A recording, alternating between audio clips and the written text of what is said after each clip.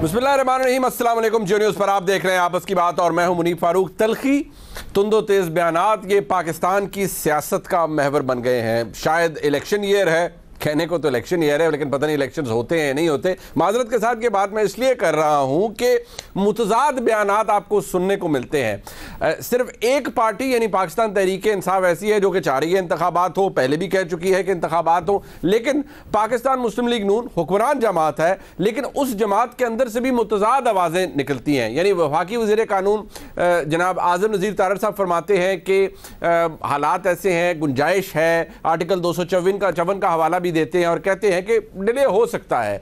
लेकिन फिर कुछ ऐसी आवाज़ें भी निकलती हैं जो कि बिल्कुल मुख्तलिफ होती हैं। मलिक अहमद खान साहब एक तरफ गुफ्तगू करते हैं, ख्वाजा साद रफ़ीक साहब एक तरफ गुफ्तगू करते हैं और फिर आपको उससे बिल्कुल मुख्तलिफ गुफ्तगू सुनाई देती है और सुनने को मिलती है। ये व्यूज़, इतने डाइवर्जेंट व्यूज़ क्यों हैं एक ही जमात के? इससे क्या निशानी आपको मिलती है? क्या ये कि कोई कन्फ्यूजन है? नहीं, कन्फ्यूजन नहीं है। असल मामला ये है कि क्या इलेक्शन करवाने हैं या नहीं करवाने हैं और इसका मुकम्मल फैसला कौन कर रहा है। वैसे तो असम्बली तहलील होने की सूरत में आइनी तौर पर 90 रोज़ के अंदर इंतखाबात होना लाजमी है, लेकिन फिर जो मुख्तलिफ तौजीहात पेश की जा रही हैं हुकूमत की जानिब से वो बड़ी दिलचस्प है। अब जैसे आज जनाब खुर्रम दस्तगीर खान साहब सीनियर मेंबर पाकिस्तान मुस्लिम लीग नून वफाकी वज़ीर हैं और जनाब मोहम्मद ज़ुबैर साहब तर्जुमान है मरीम नवाज शरीफ साहबा के और मियां नवाज शरीफ साहब के। ये दोनों शख्सियात क्या फरमा रही? क्लैरिटी है कि हमारी पार्टी का यही व्यू है। पता नहीं शायद ज़ुबैर साहब आजकल ज़्यादा टेलीविज़न कम देखते हैं या कुछ बातों को, एक होता है ना कैसे हम कहते हैं सेलेक्टिव डिस्टॉर्शन, कि आप खुद ही कुछ चीज़ों को अवॉइड कर देते हैं कि यार पता नहीं किसी ने कहा है, कहा होगा। मैं ज़ुबैर साहब के नॉलेज में इजाफा करता हूँ कि जनाब ख्वाजा साद रफ़ीक साहब और मोहतरम मलिक अहमद खान साहब क्या फरमा रहे हैं इस हवाले से, सुन लीजिए।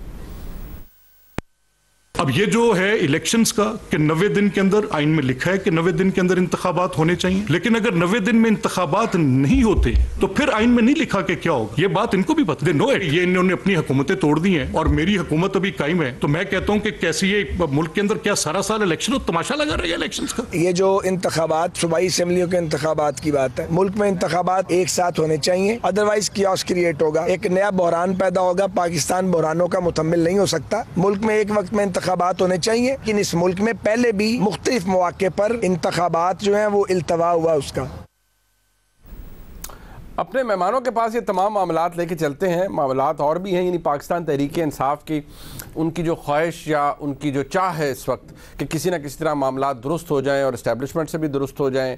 और एक तरफ वो एक सॉफ्ट व्यू सामने आता है, फिर छोटी मोटी तड़ियाँ भी सामने आ जाती हैं जो कि दी जाती हैं। मुअज़्ज़ज़ मेंबरान पाकिस्तान तहरीक-ए-इंसाफ हमारे दोस्त कुछ दे रहे होते हैं, लेकिन जो ऑब्जर्वेशंस या जो रिमार्क्स आज ऑनरेबल चीफ जस्टिस साहब ने दिए, जो नैब तरामीम के हवाले से केस है, इमरान खान साहब की दरख्वास्त है सुप्रीम कोर्ट में, उस हवाले से ज़रा बात पहले होगी। मैं अपने मेहमानों का तारुफ करवा देता हूँ।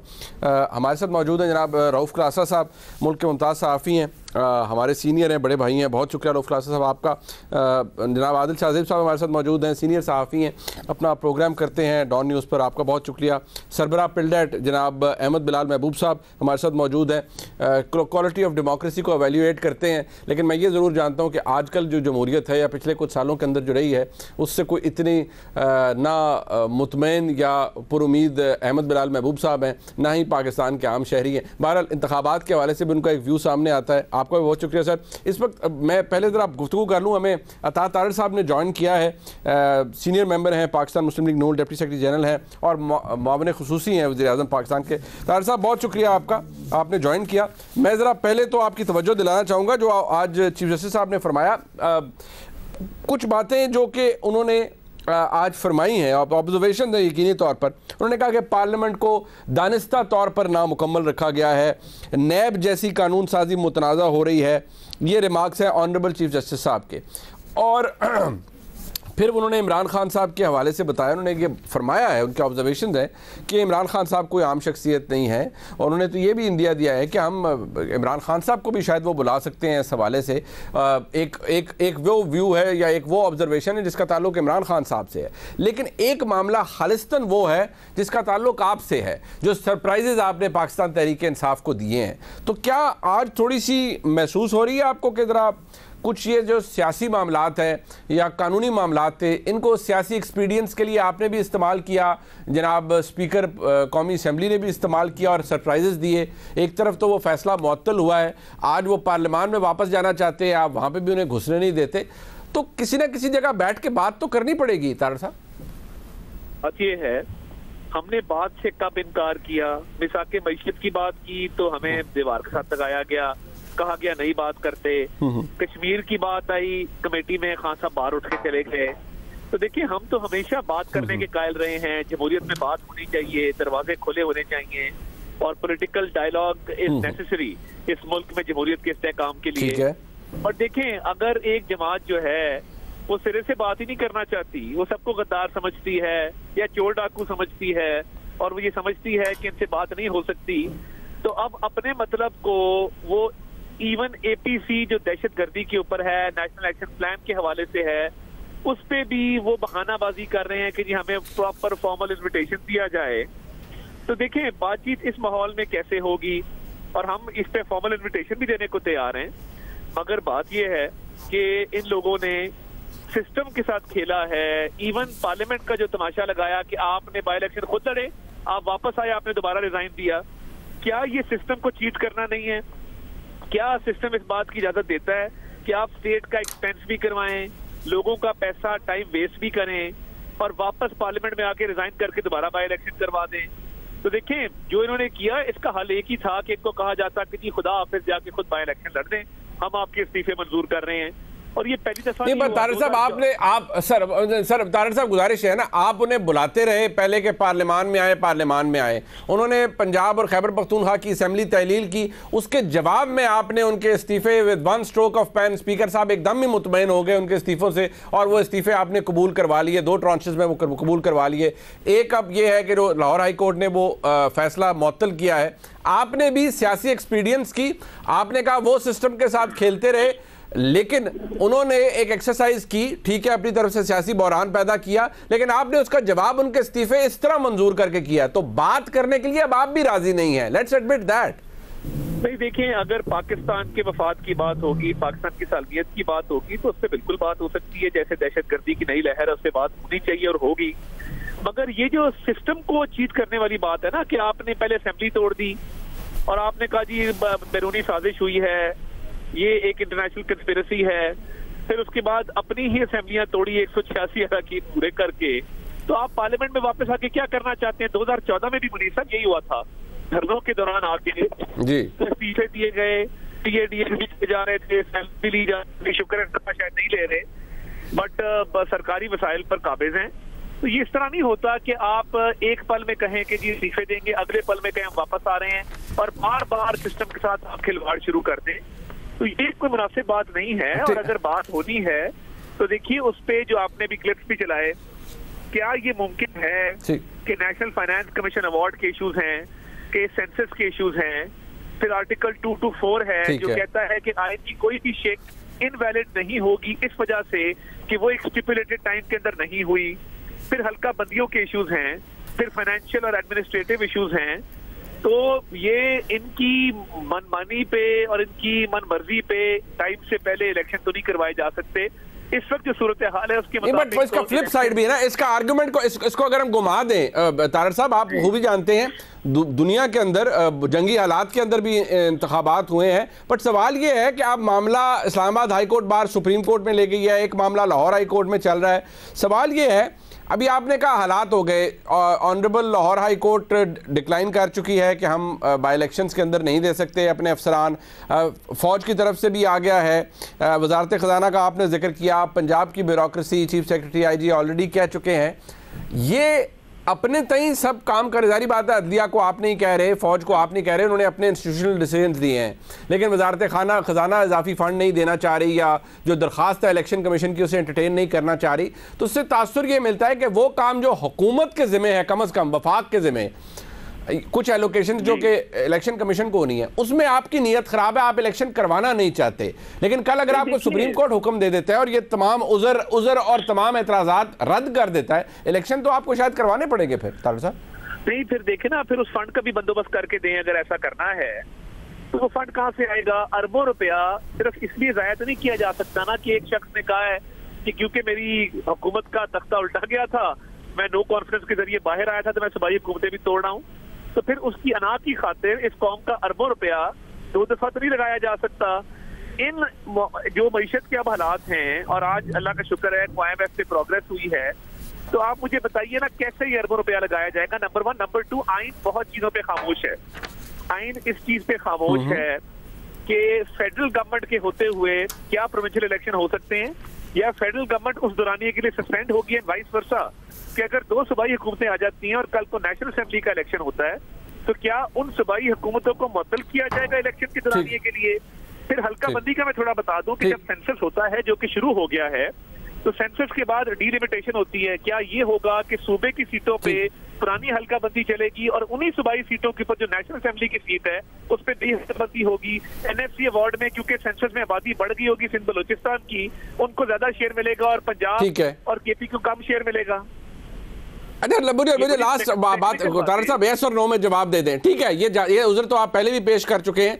आपको as Ataullah Tarar, someone who is close to the prime minister, someone who is with the prime minister all the time, और अपनी जमात की सेंस भी है, आपको फिर ये नहीं लग रहा कि इंतखाबात हो रहे हैं? क्योंकि आज मैं अगर खुर्रम दस्तगीर खान साहब की बात सुनूं या जुबैर साहब की, वो तो कहते हैं 90 दिन है तो 90 दिन में हो रहा है। आई एम श्योर उनको भी ये तमाम हकायक पता होंगे, but why are they saying कि 90 दिन में फिर होगा इलेक्शन और डेट एक हफ्ते में सामने आ जाएगी? उनकी अपनी राय हो सकती है, मगर जितना तो मैं इन्फॉर्म्ड हूँ, मुझे तो यही नजर आता है कि मौजूदा हालात में जब कोई डेट भी, गवर्नर भी डेट नहीं दे रहे और ECP के पास भी लीगल वैलिड पॉइंट मौजूद हैं, तो मुझे तो 90 दिन में इलेक्शन होते नजर नहीं आते।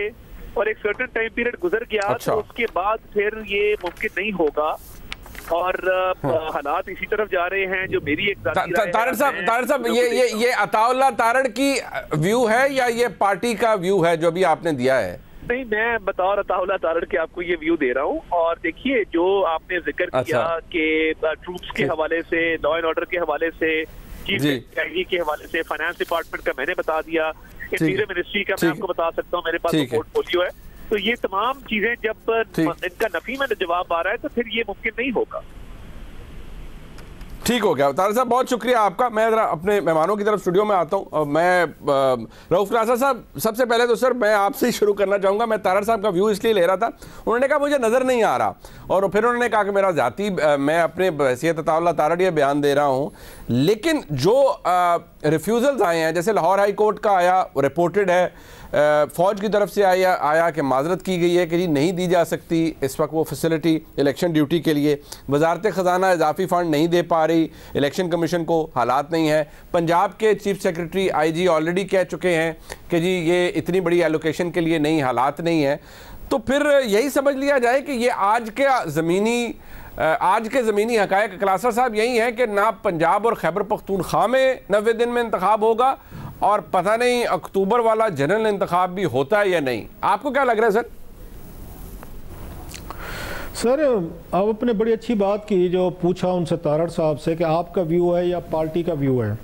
तो इतने टॉप इस पोजीशन पे जहाँ पे वो बैठे हुए हैं, उनके बहुत करीबी हैं अताउल्लाह तारड़ साहब, उनकी पार्टी के मेन उनके फिगर भी हैं, इस वक्त कबीना में भी बैठे हुए हैं। तो इस लेवल पे चीज़ें जब कोई कह रहा होता है, मैं तो उनको पर्सनल व्यू नहीं समझता होता। और पार्टीज़ के अंदर पर्सनल व्यूज़ की कैपेसिटी बहुत कम होती है, पता है आपको।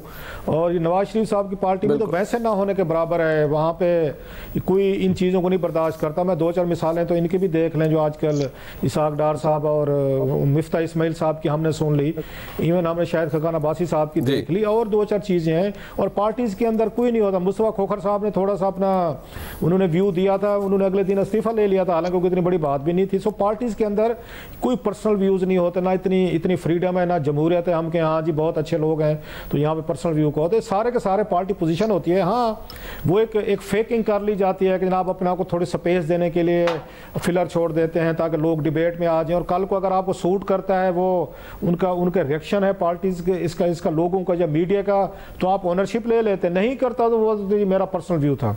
दूसरी बात ये बड़ी क्लियर है, मेरा ख्याल है कोई उसमें एम्बिग्विटी अब लग नहीं रही कि ये पंजाब के इलेक्शन नहीं हो रहे। ये तो अब इमरान खान साहब खुद भी कह रहे थे कि मुझे इलेक्शन होते नजर नहीं आ रहे। इस वक्त इमरान खान साहब ने, हम पहले भी आपके शोज में एक दो दफ़ा कह चुके हैं, उन्होंने बड़ी मेहनत की है, बड़ी मेहनत की है इस काम के लिए कि तमाम इदारे A to Z जो इस मुल्क में मैटर करते हैं, खान साहब भी मैटर करते हैं, उन्होंने बड़ी मेहनत करके उन तमाम को अपने खिलाफ किया हुआ है। अब कोई इदारा जो है इमरान खान साहब का बोझ उठाने को तैयार नहीं है।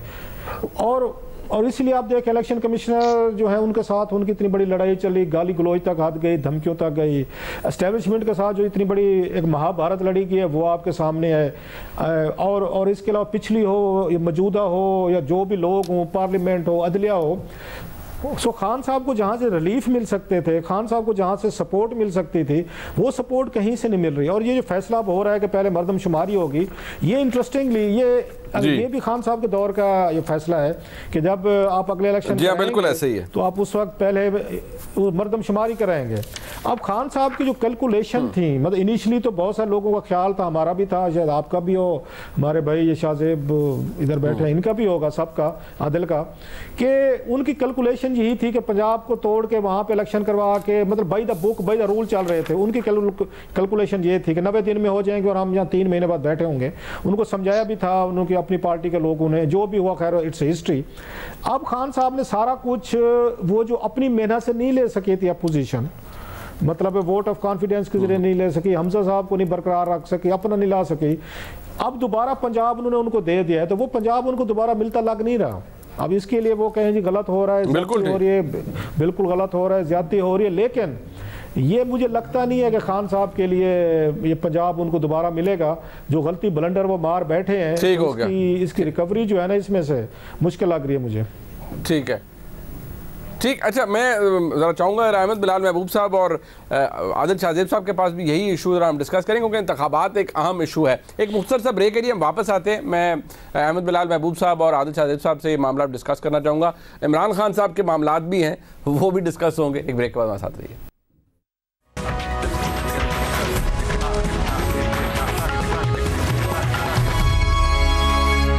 वैसे तो कर्ज लेना या कर्ज की अदायगी ये दोनों ही बड़े मुश्किल काम होते हैं, लेकिन पाकिस्तान का इस वक्त जो सूरत हाल है कि मुज़ाकरात IMF के साथ पाकिस्तान में जो वफ्द आया हुआ था IMF का, उससे मुकम्मल हुए हैं। अब ये कहा जा रहा है कि जो स्टाफ लेवल एग्रीमेंट है वो नेक्स्ट स्टेज है और शायद वाशिंगटन से मामलात सामने आएंगे और पता चलेगा कि क्या हो रहा है। लेकिन उम्मीद जाहिर की जा रही है कि अब शायद इतने बड़े स्ट्रक्चरल रिफॉर्म्स के बाद जो कि पाकिस्तान की हुकूमत को करने पड़ेंगे, मामलात तय पा जाएंगे फाइनली और IMF से डिसबर्समेंट $1.1 बिलियन की इवेंचुअली हो जाएगी। पाकिस्तान की इकोनॉमी के ऊपर इसका असर क्या पड़ेगा ये तो सबको पता है कि वंस IMF के ये ट्रॉन्च आती है तो फिर शायद उसके बाद दोस्त ममालिक भी पाकिस्तान की मदद को आएंगे।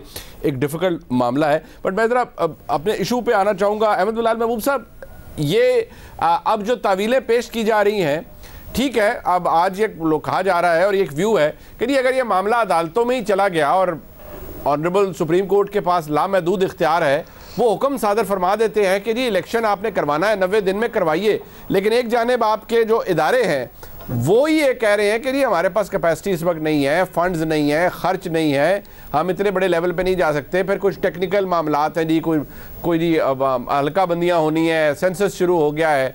क्या आपको लगता है सर कि इसके बावजूद इंतखाबात हो सकते हैं? But this is $1 million question now कि क्या इतने बड़े मामलात और इंस्टीट्यूशनल डिनाइल्स और डिक्लाइंस के बाद भी आपको लगता है हो जाएंगे इंतखाबात?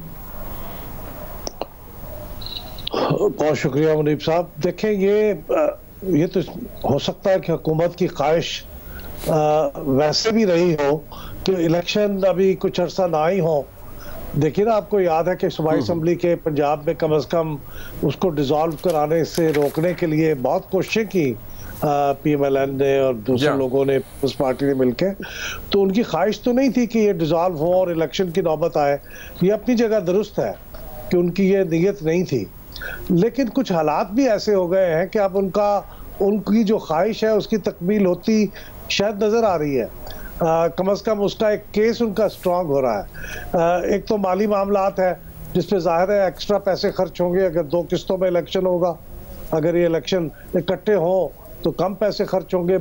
कोई मेरा ख्याल है 20 बिलियन रुपयों का फ़र्क है दोनों के दरमियान, तो 20 बिलियन रुपए पाकिस्तान जैसी इकॉनमी के लिए एक मुश्किल सी बात है। और वो जो आप सेंसस की बात कर रहे थे वो भी बड़ी अहम बात है, तो उसका भी एक वो तो पुराना तयशुदा मामला है, इमरान खान साहब खुद तय करके गए हैं। अब ये कैसे मुमकिन है कि आप सूबाई असम्बली पंजाब और खैबर पख्तूनख्वा की कॉन्स्टिट्यूंसी में तो हल्का बंदियाँ पुरानी सेंसस के मुताबिक करें, और जो बाकी दो सूबाई असम्बली और कौमी असम्बली उनकी हल्का बंदियाँ जब वो हो जाए सेंसस उसके मुताबिक करें। अगरचे कानूनी तौर पे मुमकिन है, लेकिन ये बड़ी ऑड सी सिचुएशन है, तो उसका सहारा भी अदालत में अगर ये मामला जाएगा तो ये बात तो पेश की जाएगी। फिर ये सिक्योरिटी का भी मामला आप देखेंगे, महज ज़बानी बात नहीं है। पेशावर के सानहे के बाद और फिर मियाँ वाली के ऊपर जो मामला हुआ और जो दूसरी कुछ जगहों के ऊपर इंसर्जेंसी के इतलात आ रही हैं वो भी अहम है। तो मुझे ये सारी चीज़ें मिल मिला के मुझे लगता ये है कि ये इलेक्शंस को पोस्टपोन करने का केस मजबूत होगा और ये केस पेश किया जाएगा इलेक्शन कमीशन को। तो इलेक्शन कमीशन फैसला करेगा कि सेक्शन 58 के मुताबिक कि इलेक्शन होंगे या नहीं होंगे, लेकिन अल्टीमेटली मामला अदालत में जाएगा, फिर अदालत फैसला करेगी। लेकिन मेरा कहने का मतलब यह है कि कुछ चीज़ें ऐसी डेवलप हुई हैं जिससे केस हुकूमत का डेफर करने का ज़रा मजबूत होता दिखाई देता। ये केस मजबूत होता दिखाई दे रहा है। आदिल शाहज़ैन साहब ज़रा इस पे भी अपना कमेंट कीजिएगा। एक तो चलें इलेक्शन डिले करने का जो मामला है, और रऊफ खलासा साहब ने भी निशानदेही की कि वो तो अब ऑलमोस्ट नज़र ही आ रहा है कि नहीं होगा, लेकिन दूसरी जानिब इमरान खान साहब की जमात है, उसका व्यू भी बड़ा अजीब है। वो अजीब इसलिए है कि इमरान खान साहब इक़्तिदार से निकले, वो कहा मैं मकबूल हूँ, लेकिन दुहाई फिर भी इस्टेब्लिशमेंट को दी, फिर बुरा भला भी इस्टेब्लिशमेंट को कहा, ये तक कह दिया और कहा कि जी इस मुल्क की, ये उनका क्लिप है, मैंने कल भी चलाया, आपकी नज़र से भी गुजरा होगा कि जी मुल्क में जो मुक़्तदर लोग हैं, यानी इंटेलिजेंस एजेंसी है और पाकिस्तान के अफवाज के अंदर ऐसे लोग हैं जो कि मुझे कत्ल करवाना चाहते हैं। इमरान खान साहब की ज़ुबानी है और मौजूद है ये बात। तो इतने सीरियस चार्जेस के बाद आज इमरान खान साहब को फिर चाहते हैं कि फौज उनके साथ बात करे, एस्टैब्लिशमेंट की वो राइट साइड पर हो। फवाद चौधरी साहब ने सिक्योरिटी से जब माजरत की गई तो उन्होंने फिर थोड़ी सी वो जोहो जलाल में आ गए। क्या फरमा रहे हैं ज़रा सुनिएगा, मैं फिर आदिल साहब से उनका तज्जिया चाहूँगा इस पर। आज अखबारों की हेडलाइन अजीबोगरीब है कि जी GHQ ने कह दिया है हम फौज वो नहीं देंगे, रेंजर्स नहीं देंगे, फाइनेंस कह रही है हम पैसे नहीं देंगे। आइन का आर्टिकल 220 वाजे है, किसी इदारे के पास ऑप्शन ही नहीं है कि वो इनकार करे कि हम इलेक्शन कमीशन को ये नहीं देंगे या वो नहीं देंगे। अगर आप इलेक्शन कमीशन के तहत उनको सहूलियात नहीं देते, आप आर्टिकल 220 की खिलाफ वर्जी कर रहे होंगे, आप आइन को एब्रोगेट कर रहे होंगे। तो वजारत दिफा हो या वजारत दाखिला हो या पाकिस्तान के किसी और एग्जीक्यूटिव अथॉरिटी हो, उसके पास कोई इख्तियार नहीं है कि वो इलेक्शन कमीशन के इलेक्शन कराने के अमल के ऊपर रखना डाले।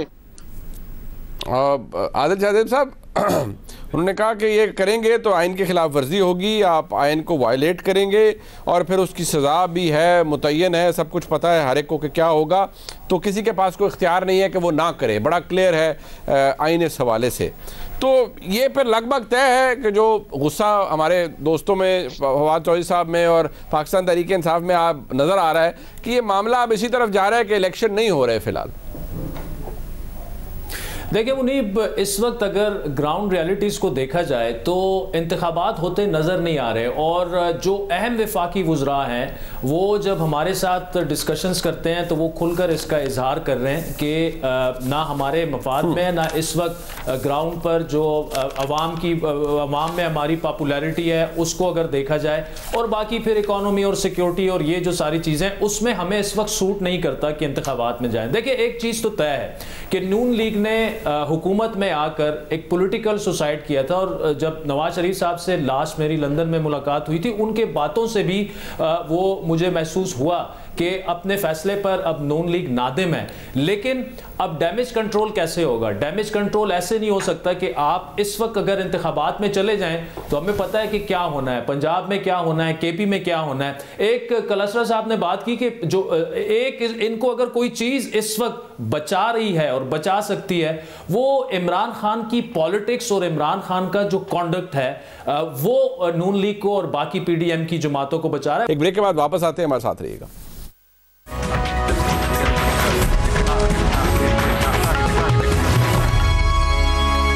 एक दफ़ा फिर आपको खुशामदीद कहते हैं। माज़रत के साथ एक टेक्निकल फ्लॉ और इस्लामाबाद में कुछ मौसम भी ख़राब है, जिसकी वजह से हमारा आदिल शादिब साहब से रब्ता मुनक़ता हुआ था। आदिल साहब, आप फरमा रहे थे, मैं चाहूँगा आप ज़रा अपनी बात कंटिन्यू करें, फिर मैं चाहूँगा ज़रा एक मज़ीद मामला उस पर भी गुफ्तगू की जाए।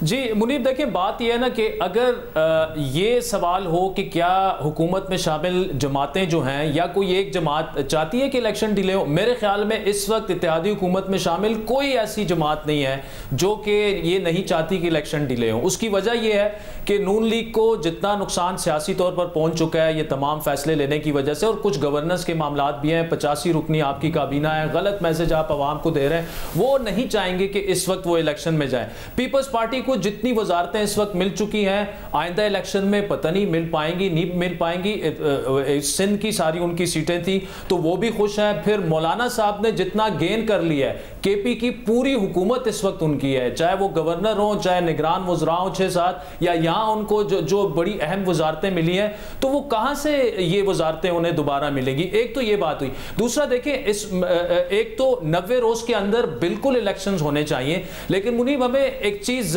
ज़हन नशीर रखनी होगी, और वो ये है कि देखें इस वक्त अगर इंतखाबात हो जाते हैं 2 सूबों में, पंजाब और केपी में, जो कि मैं होते हुए नहीं देख रहा, एक कॉन्स्टिट्यूशनल केओस आपका क्रिएट हो जाएगा। यानी 2 सूबों में आपके हमेशा फिर अप्रैल में जो 5 महीने पहले इंतखाबात हुआ करेंगे, अब अगर अप्रैल में यहाँ पे हो जाए, नवंबर में बाकी 2 सूबों में हो जाएंगे। अगर पंजाब और केपी में जो गवर्नमेंट आ जाती है और फिर आम अगर वो नून लीग की आए चाहे वो पीटीआई की आए, लेकिन आम इंतखाबात में आपको निगरान सेटअप लाना पड़ता है। आप तो constitutionally it will be big mess. अब अगर अदालत की बात की जाए तो देखिए अहमद बिलाल साहब बैठे भी हुए, आज मेरी 2-3 बड़े अहम जो सीनियर वकील है उनसे मेरी बात हुई। अगर अदालत ये फैसला दे भी देती है कि जी फलां डेट को आप इलेक्शंस करवा दें, और यहाँ से ऑलरेडी फौज आपके पास है नहीं, वो और कामों में उसमें बिजी है, जनाब मरदमशुमारी होनी है, फिर आईजी पंजाब का जवाब आ गया है, गवर्नमेंट ने पैसे नहीं देने फाइनेंस, तो ये फिर इवन तौहीन अदालत के जुमरे में भी नहीं आएगा, क्योंकि जिन्होंने इलेक्शंस करवाने हैं और वो अगर आईनी जनाब अगर दे देते हैं उसकी वजूहात, तो ये अहमद बिलाल साहब बेहतर बता सकते हैं, लेकिन इलेक्शंस होते हुए नजर बिल्कुल नहीं आ रहे हैं। और देखें ये इस वक्त जो खान साहब की जो सिचुएशन है उस पर भी थोड़ी सी बात हो जाए। देखिए उन्होंने जब वो अदम एतमाद आ रही थी उससे 2 दिन पहले मेरी उनसे जो मुलाकात हुई थी उसमें थोड़ी बहुत वो तलखी भी हो गई थी, और उसके बाद तो जो 4-5 दिन मेरे साथ सोशल मीडिया पे हुआ वो भी रिकॉर्ड का हिस्सा है। लेकिन मैंने उनको बार बार, और अरशद शरीफ मरहूम भी उसमें थे, उन्होंने भी उसको बैकअप किया। मेरा आर्ग्यूमेंट ये था कि खान साहब नोश्ते दीवार ये है कि आप जा रहे हैं, वो कह रहे थे नहीं मैं नहीं जा रहा, ठीक है। उसके बाद जब वो वापस आए, अमरीकी साजिश आई, हमने कहा देखें अमरीकी साजिश ये बयानिया आपका बीच चुराए फोड़ेगा, वो वही हुआ, खुद उसी से उन्होंने बैक ट्रैक कर दिया। फिर नोश्ते दीवार ये था कि अगर आप पंजाब और केपी की असेंबलीज डिसॉल्व करेंगे तो आपको ये सियासी तौर पर एक ब्लंडर करेंगे। उस वक्त वो नहीं मान रहे थे, अब वो खुद एडमिट कर रहे हैं, उनके सारे रहनुमा एडमिट कर रहे हैं कि ये हमारा गलत फैसला था। देखिए आपने उठा के जनाब पीडीएम की गवर्नमेंट इंस्टॉल कर दी इलेक्शन से पहले पंजाब में, आपने उस मौलाना की गवर्नमेंट केपी में इंस्टॉल कर दी जिसका आपसे केपी में मुकाबला है। और दूसरा जो खान साहब गलती कर रहे हैं ना वो ये, देखें एक हमारे मुल्क की तल्ख हकीकत है, और वो ये है कि आप देखिए पाकिस्तान में एंटी एस्टेब्लिशमेंट सियासत जो है वो बिकती तो है, वो चलती नहीं है। खान साहब ने जितना, लेकिन वो आपको इक़्तिदार में नहीं आने देती, और वो बहुत ज्यादा दूर निकल गए हैं। देखिए आप खुल के अगर ये कह रहे हैं सर्विंग ऑफिसर्स पर इल्जामात लगा रहे हैं कत्ल के, और ये पूरा सारा ये ऐसा मामला है कि देखें अनफॉर्चुनेटली मैं वो कहना नहीं चाहता, लेकिन पाकिस्तान में आज तक कौन सा सियासी रहनुमा है जिन्होंने सीधा एस्टेब्लिशमेंट से टक्कर ली है और फिर उसका पॉलिटिकल सर्वाइवल खुद बिल्कुल ठीक, टर्न अराउंड भी। लेकिन इमरान खान साहब बिल्कुल ऐसे ही सीखना पड़ेगा कि आगे अब कैसे बढ़ना है, लेकिन इमरान खान साहब के करीब ऐसे लोग हैं जो आप बात दुरुस्त कर रहे हैं। कलसरा साहब ने कहा कि पंजाब में उनकी गवर्नमेंट नहीं आ रही, मैं इमरान खान साहब की गवर्नमेंट विफाक में भी आते नहीं देख रहा। और ये अपने उनकी okay, that's a big statement to make, but जारी बात है आप कुछ ज़मीनी हक़ाइक़ देख के ही कह रहे होंगे, लेकिन इमरान खान साहब के करीब कुछ ऐसे लोग हैं, क्लासरा साहब भी शायद उन्हें जानते हैं यकीनी तौर पर, जो इमरान खान साहब को ये कहते रहेंगे क्योंकि आप बहुत पॉपुलर हैं तो आप तो किसी से भी टक्कर ले सकते हैं। बट बात यह है क्लासरा साहब, एक तो ये कि इमरान खान साहब, ये जो एक पॉइंट है कि इमरान खान साहब उस मुखालफत में वो खैर बहुत दूर चले गए हैं। उन्होंने एक बाकायदा कैंपेन की, जो आज मौजूदा फ़ौज की क़यादत है कि वो जनरल आसिम मुनीर साहब फ़ौज के सरबराह ना बने, उस कैंपेन का, उस पूरे एक साजिश का इमरान खान साहब समहाउ वो एक हिस्सा भी रहे और वो अब चीज़ें एक्सपोज हो चुकी हैं। बट सवाल ये है कि इमरान खान साहब के लिए एक रे ऑफ होप है और वो ये कि शायद उन्हें मौजूद अदालतों की जानिब से कोई रिलीफ मिल जाए। अब एक मामला नैब तरामीम का है। ऑनरेबल चीफ जस्टिस साहब के जो रिमार्क्स है वो बड़े इंस्ट्रक्टिव है। आपकी नज़र से अगर वो गुजरे हो, आज चीफ जस्टिस साहब का ये फरमाना कि जानबूझकर पार्लियामान को नामुकब्बल रखा गया है, ये तो बात सरीहन जाती है हुकूमत के खिलाफ, और जिस तरह से उन्होंने इस्तीफे मंजूर किए हैं। नहीं, ये बात आपकी ठीक है। चीफ जस्टिस साहब का ये कमेंट जो आया है, ऑब्जर्वेशन हम कहेंगे, माजी में हमने देखा है कि बहुत सारी अदालतें जो हैं, जब प्रोसीडिंग केस की चल रही हो तो बहुत सारी ऑब्जर्वेशन आती हैं, टिकर्स चलते थे और उस वक्त बड़ा सीरियस लिया जाता था। और आपको याद होगा बड़े ब्रेकिंग स्टोरीज के तौर पर फटे वगैरह चल जाते थे कि चीफ जस्टिस ने ये कहा, फेलो जज ने ये कहा, तो लोगों को फील होता था शायद ये इसी तरीके का फैसला भी है। ये रिसेंट पास्ट की बात कर रहा हूँ। तो ऐसा पता ये चलना शुरू हुआ कि ये कमेंट्स होते हैं, ऑब्जर्वेशन जो होती हैं, जब कोई फैसला होता है उसका हिस्सा नहीं होता, वो रिफ्लेक्ट नहीं कर रहे होते। सो कमेंट्स में, ऑब्जर्वेशन में और फैसले में, दो चीज़ों में ये बड़ा फ़र्क आ जाता है। माजी में हमने सारी चीज़ें देखी हैं। सो बाज़ दफ़ा कमेंट्स का एक थोड़ा सा झुकाव उसमें कह सकते हैं, इंक्लिनेशन हो सकती है बेंच की या जज साहब की कि जनाब कि ये इस तरह चीज़ें होनी चाहिए। अब ये रिफ्लेक्ट करती है फैसले में, नहीं करती, उसमें कितना 2-3 है, 1-2 है, कितना उसमें डिसेंट है, कंसेंसस है, वो तो बाद में देखने वाली चीज़ें। जो भी आदिल ने बात की वो मैं समझता हूँ बड़ी अहम है कि अगर स्टेट के जो ऑर्गन्स हैं जिन्होंने इलेक्शन करवाने हैं, वो आपकी आर्मी हो, आपका इलेक्शन कमीशन हो, आपका पंजाब की पुलिस हो, केपी की पुलिस हो, अगर वो आके कहते हैं जी हमारे पास तैयारी नहीं है, हमारे पास पैसे नहीं है, फाइनेंस कहती है, हमारे पास मैन पावर नहीं है, हमारे पास यहाँ पे अभी मरदमशुमारी होनी है, तो डिमार्केशन होनी है, फिर करेंगे। अगर वो हाथ खड़े कर देते हैं और इसमें हम ये एक उसके लिए फ़र्ज़ कर लेते हैं कि सारा प्लान के तहत हो रहा है कि जी हमने इलेक्शन नहीं होने देने, ये हुकूमत चाह रही है कि इलेक्शन ना हो, पंजाब हमारे पास भी रहे, एक ही दफ़ा अक्टूबर में देखेंगे कि आपने क्या करना है। अगर सारे फैक्टर मिल भी जाएं तो फिर उस पे अदालत क्या करेगी? कि अदालत फिर इन तमाम पे, इलेक्शन कमीशन पे, फ़ौज पे, वो फाइनेंस पे या हुकूमत पे वो तौहीन अदालत लगाएगी। चलो उन पे तो लग जाएगी, समझ में आती है, जो पॉलिटिकल हुकूमत बैठी हुई है। चलो फाइनेंस पे भी लग जाएगी कि पैसे नहीं अरेंज कर रहे। इलेक्शन कमीशन पे कैसे कर सकती है? कि उसके लिए तो सुप्रीम जुडिशल काउंसिल चाहिए आपको। अगर आपने इलेक्शन कमीशनर के खिलाफ कोई कार्रवाई करनी है कि हमने ऑर्डर किया है, वो होने नहीं वाला है इतना आसानी से। आप और मैं तो नहीं है। हाँ, वो आपके सुप्रीम जुडिशल काउंसिल में जाए, रेफरेंस जाएगा तो फिर प्रोसीडिंग होगी, तो केस बला चीज़ें। और इसी तरीके से आप आर्मी को भी आप उसमें नहीं कर सकेंगे कि जनाब की आर्मी अगर कहती है कि हम इसमें इस वक्त टेररिज्म की जो अभी उन्होंने सूफी साहब ने, अहमद बिलाल सूफी साहब कह भी रहे थे कि अगर ऑलरेडी वो आर्मी कहती है we are engaged on frontier और हमारे लिए मसाइल हैं, हम जाके इतने लोग फ्री नहीं कर सकते। मैं वैसा कोई फैक्टर बता रहा हूँ, जब ना करने का कोई आपका फैसला हो जाए, कोई स्टेट कर ले, हुकूमत कर ले, तो फिर बहुत सारे बहाने बाद में बना लिए जाते हैं। मतलब वो कहते हैं, बाज़ लोगों के बारे में कहते हैं कि वो नाराज किसी से जो है ना पहले होते हैं, वजूहात बाद में ढूंढते हैं कि मैंने इसके साथ क्या वजह बन सकती है वैलिड रीजन की। सो हुकूमत इस लेवल पे वो पहुंच चुकी है। पहले वो इमरान खान से नाराज होकर बैठी हुई है कि हमने इलेक्शन नहीं करवाने, अब वो ना वजूहात ढूंढ रही है अपनी उसको फैसले को जस्टिफाई करने की कि किन किन वजूहात की बुनियाद पे हम इलेक्शन नहीं होने देंगे। और इमरान खान साहब, मेरा ख्याल है उन्हें शायद इस बात का एहसास अब हो चुका होगा कि मैंने कोई ये पंजाब वाला जो हम भी समझते थे शायद मास्टर स्ट्रोक है, वो बैक फायर कर गया है। तो लेकिन चीज़ें उनके हाथ से स्लिप हो चुकी हैं। अब मामलात मुझे इतनी जल्दी संभलते लग नहीं रहे, क्योंकि तमाम पावरफुल फोर्सेज हैं, लग नहीं रहे, दूर जा चुके हैं, या वो उनके खिलाफ हो चुके हैं, या बहुत दूर काम चला गया है, दूर जा चुके हैं। अच्छा, अहमद बिलाल महबूब साहब, सर एक फरमाइएगा, ये भी आदिल ने भी ये पॉइंट रेज किया, valid, it sounds very logical, कि सर जो हमने देखा है कि सुप्रीम कोर्ट हो, मौजूद अदालतें हो, बड़ी से बड़ी अदालत हमारे मुल्क में सुप्रीम कोर्ट है, अदालत के पास फैसले का इख्तियार है, लामहदूद इख्तियारात है, लेकिन एग्जेक्टिव फोर्स अदालत के पास नहीं होती फैसलों पर अमल दरामद कराने के लिए।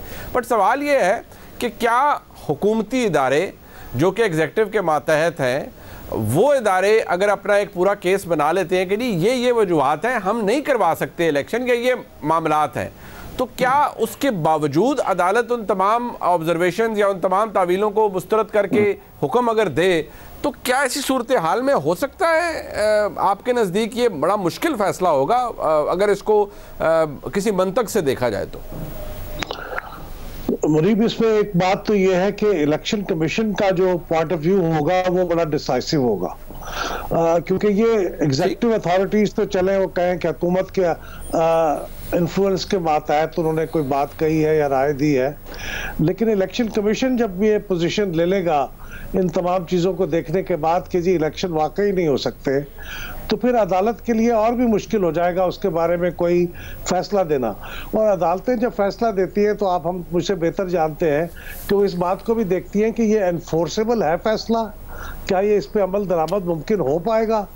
अभी हमने हाल ही में देखा है कि ये इस्लामाबाद के अंदर जो लोकल गवर्नमेंट के इलेक्शन थे, वो वहाँ पे इस्लामाबाद हाई कोर्ट ने फैसला दे दिया कि कल इलेक्शन करवाएं आप, जो पुरानी डेट थी, लेकिन नहीं हो सके इलेक्शन क्योंकि वो मुमकिन नहीं थे, अमली तौर पर मुमकिन नहीं थे कि वो पोस्टपोन हो चुके थे, इलेक्शन कमीशन पोस्टपोन कर चुका था, तो इलेक्शन कमीशन नहीं करा सका। तो अभी तक तो उसके खिलाफ कोई तौहीन अदालत की कार्रवाई तो नहीं इनिशिएट हुई क्योंकि वो प्रैक्टिकल नहीं था। तो इसलिए अगर ये सारे फैक्टर्स जमा हो जाते हैं और वाकई जो ब्रीफिंग्स इलेक्शन कमीशन आजकल ले रहा है, आज सियासी जमातों से उनकी बात हुई है, गालबन कल उनको चीफ सेक्रेटरी जो दूसरे एग्जीक्यूटिव अथॉरिटीज़ ने उनको ब्रीफिंग दी है, तो उसकी रोशनी में इलेक्शन कमीशन भी अपना माइंड मेकअप करेगा। तो मैं नहीं समझता कि अदालतें फिर उसकी एनफोर्सेबिलिटी को भी देखेंगी और इलेक्शन कमीशन की राय को भी देखेंगी, और इसके बावजूद वो इंसिस्ट करेंगी कि नहीं साहब इलेक्शन तो होनी चाहिए। मेरे ख्याल में ये सारी बातें बड़ी वेन करेंगी उनके फैसले में। और ये मैंने आपको अर्ज किया था कि को लगता है केस थोड़ा सा मजबूत हुआ है इन चंद चीज़ों के साथ मिल के, तो वो मेरे ख्याल अदालतें भी इन चीज़ों को देखेंगी। अच्छा, ये अहमदुल्लाह महबूब साहब ने तो खैर चीज़ों को जिस तरह से लेआउट किया है, सामने रखा है, उससे तो वाकई लग रहा है। और इलेक्शन कमीशन का जहाँ तक उन्होंने जिक्र किया कि उनका मौक़िफ़ वो डिसाइसिव होगा, ज़ाहिर बात है अगर सुप्रीम कोर्ट बाकायदा तौर पर इस्तफसार फरमाती है, पूछते हैं जज साहिबान के बताइए इलेक्शन कमीशन का मौक़िफ़ क्या है, तो वो क्या होगा। याद रहे कि पिछले साल जब इमरान खान साहब के खिलाफ तहरीक अदम एतमाद आई, उसको डिफीट करने की कोशिश की गई है गैर आईनी तरीके से। उस वक्त इमरान खान साहब की जानिब से मामला अदालत में गया तो इलेक्शन कमीशन से पूछा गया कि आप इंतखाबात कब करवा सकते हैं, ये सवाल उस वक्त पूछा गया था। ताल्लुक उसका कोई नहीं था लेकिन पूछा गया था। बहरहाल ऑनरेबल जज साहिबान ने ज़रूर ये बात पूछी थी। बट अब आज के ज़मीनी हक़ाइक़ एक और भी हैं। अपोजिशन यानी इमरान खान साहब और उनके इत्तेहादी जनाब शेख रशीद ये कहते हैं कि हम पे दबाव डाला जा रहा है, मुकदमे हैं, अभी फवाद चौधरी साहब को गिरफ्तार किया गया, वो ज़मानत पे बाहर आए। आज जनाब शेख रशीद अभी भी जुडिशल रिमांड पर हैं, जेल चले गए हैं। उनकी आज दरख्वास्त ज़मानत बादस गिरफ्तारी जो थी वो मुस्तरद हुई। बहरहाल bail as a matter of right शायद उन्हें मिल जाएगी। लेकिन वो आज एक और बात फरमा रहे थे, ज़रा सुनिए वो क्या कह रहे थे। ये नई पार्टी बनाने जा रहे हैं पेट्रियट, एक ये सरकारी पेट्रियट बनाना चाहते हैं ना, ये चाहते हैं कि पेट्रियट पार्टी को मैं हेल्प करूं, मैं दानों से मैं सारी जिंदगी जेल में गुजार सकता हूं, बेवफाई और गद्दारी नहीं कर सकता। रऊफ नासिर साहब, मैं ज़रा चाहूँगा ज़रा क्विक कमेंट, हमारे पास वक्त कम है। ये शेख रशीद साहब ने कहा सरकारी पैट्रियट बनाना चाह रहे हैं, तो आपको पता है हमारे मुल्क में ख़ास हालात में ख़ास अदवार में जमातें भी तश्कील दी गई हैं, तो क्या ऐसा कुछ होने जा रहा है सर आपके नज़दीक? ज़रा क्विक कमेंट आपका चाहिए। मैं तो शेख साहब की बातों को बड़ा अरसा हुआ सीरियस लेना छोड़ गया हूँ। मैं इनकी कोई बात अब तक ना सच्ची निकली है, ना कोई उसमें डेप्थ है, ना कोई वजन रहा है। अपनी तरफ से उन्होंने वैसे छोड़ दिया फिलहाल कि मुझे कहा जा रहा है। ये अब शेख साहब क्योंकि 40-50 साल से इस काम में हैं तो उन्होंने फिलहाल छोड़ा है कि मुझे कहा जा रहा है कि जनाब कि आप सरकारी पार्टी आप बने। भाई अगर जो आपको कह रहे थे, आपको जिस तरीके से उठाया गया है, जो सलूक किया गया है, जो SHO और पुलिस वालों के साथ आपका हो रहा था, जो कचहरी में हो रहा था, अगर आपकी बैक पे इतने पावरफुल लोग होते जो आपके जरिए सरकारी पेट्रियट बना रहे हैं तो आपके साथ ये सलूक हो रहा होता। मतलब ये सोचने वाली बात है। तो वो अपने बेसिकली मेरा ख्याल इमरान खान साहब को और अपने उनको वो थोड़ा सा मैसेज दे रहे हैं कि देखें मैं आपके लिए कितनी बड़ी कुर्बानी दे रहा हूं और मुझे पार्टी बनाने का कहा जा रहा है, बला बला चीज़ें। सो मैं नहीं समझता शेख साहब की इस बात में कोई वजन है कि उन पर दबाव है। ये खुद ही अपनी तरफ से वैसे ही वो दे रहे हैं, बयान दे रहे हैं रेलिवेंस के लिए। बयान दे रहे हैं। आज आदिल साहब आप क्या कहेंगे, ये जो सरकारी पैट्रियट वाली बात है इसमें कोई हकीकत है ना आपको लगता है वैसे ही कह दी शेख साहब? देखिए मैं रऊफ कलस्टर साहब से बिल्कुल 100% मुत्तफिक हूँ, क्योंकि शेख साहब जो है ना वो नून में से शीन निकालते शीन यानी शेख रशीद को जेल पहुंचा गए हैं और अभी तक उन्हें समझ भी नहीं आ रही है। देखिए दूसरा ये कि इस वक्त शेख साहब जो है ना उन्होंने इमरान खान को अंडर द बस फेंक दिया है, ये कहकर कि जनाब मैंने अपने मुकदमे में कि जी ये तो इमरान खान साहब ने कहा था तो उनको जाके पकड़े। तो शेख साहब की अपनी तो ये सिचुएशन है। दूसरा ये देखिए शेख साहब वैसे ही एस्टेब्लिशमेंट से गेट नंबर 4 से अपने ताल्लुकात को हमेशा एग्जेजरेट करते रहे। इस वक्त मामला ये है कि गेट नंबर 4 जो है वो बंद हो चुका है सबके लिए और शेख साहब जो है अभी भी इंपॉर्टेंट रहने की कोशिश कर रहे हैं। देखिए मीडिया टॉक जब जेल से बंदा आता है आप ऐसी बात करना चाहते हैं कि आप हेडलाइंस में आ जाएं। अब इस वक्त शेख साहब ने जो हेडलाइन बनाई, चाहे it was to do with Bilawal या जरदारी साहब, उससे वो मजीद वो ट्रबल में आते रहे। तो ठीक हो गया सरकारी पैट्रियट और ये फलां और ये वो, मुझे ये सारी बातें ही है। मैं वक्त खत्म हो गया। बहुत शुक्रिया अहमद बिलाल महबूब साहब, जनाब रऊफ कलासा साहब और आदिल शाह साहब, आपका प्रोग्राम आपने देखा जी, देखने का बहुत शुक्रिया। खुदा हाफिज।